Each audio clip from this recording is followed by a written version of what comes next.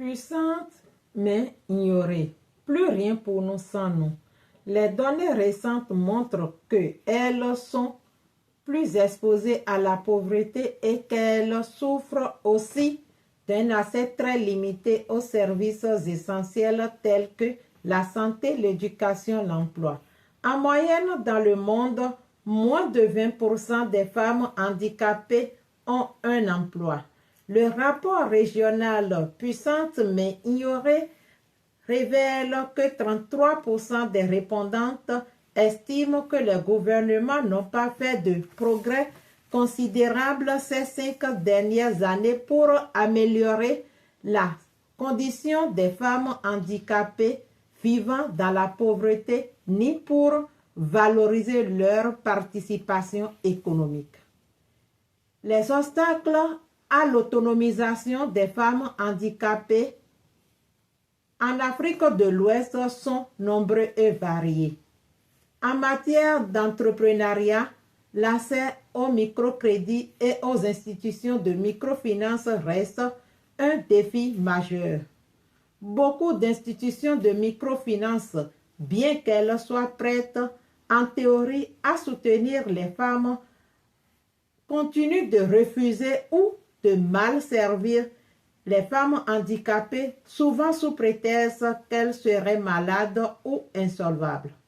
D'autre part, les difficultés administratives de formalisation de leurs entreprises sont liées à l'absence de pièces d'état civil et au manque d'accès à l'information. Le manque d'éducation financière aggrave encore la situation. Il faut que les programmes publics et non gouvernementaux investissent massivement en faveur de l'éducation financière des femmes handicapées.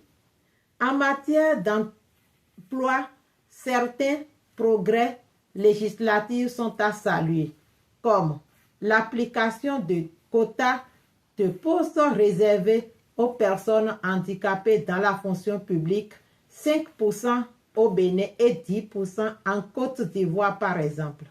Cependant, les femmes handicapées en bénéficient assez peu car ces quotas ne prévoient pas de parité entre les femmes et hommes handicapés.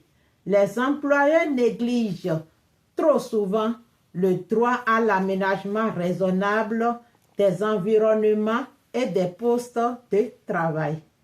Cela prive les femmes handicapées à la possibilité de travailler dans des conditions équitables et dignes. Les femmes handicapées sont également exclues du monde numérique.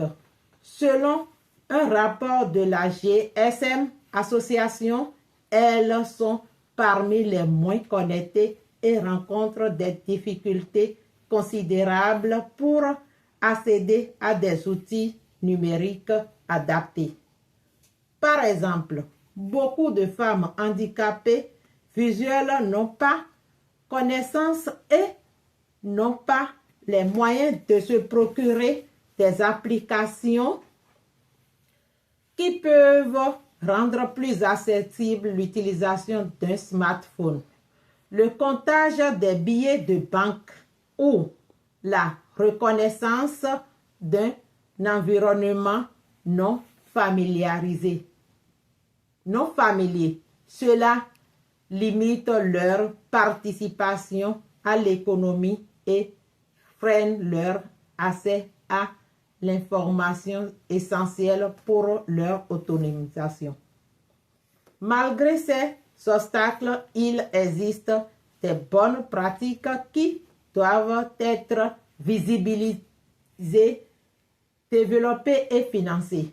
Par exemple, l'ONG dédiée que je préside collabore avec succès avec plusieurs institutions de microfinance au Bénin pour sensibiliser et former le personnel à l'inclusion des femmes handicapées. À la suite de ces échanges constructive, plusieurs institutions de microfinance ont pris la ferme résolution de recruter plus d'une dizaine de femmes et hommes handicapés dans leurs agences. En 2024, nous avons aussi lancé au Bénin le tout premier réseau ouest-africain des femmes handicapées entrepreneuses. Ce réseau leur permet de porter des revendications communes, de se former et de partager leurs expériences. Nous sommes également fiers des progrès réalisés par des organisations comme l'Organisation des femmes aveugles du Bénin. L'OFAB forme la relève et accompagne les filles handicapées pour la réussite de leur scolarisation en les formant sur leurs droits et les moyens de les faire valoriser. En conclusion, nous, femmes handicapées, nous sommes des actrices de changement. Nous devons être plus écoutées, plus prises au sérieux et financées. Il est impératif que les politiques publiques prennent réellement en compte les discriminations intersectionnelles que nous vivons. Nous devons être consultés lors de la conception des politiques qui nous concernent, c'est-à-dire toutes les politiques et les mesures économiques doivent être adaptées à nos réalités.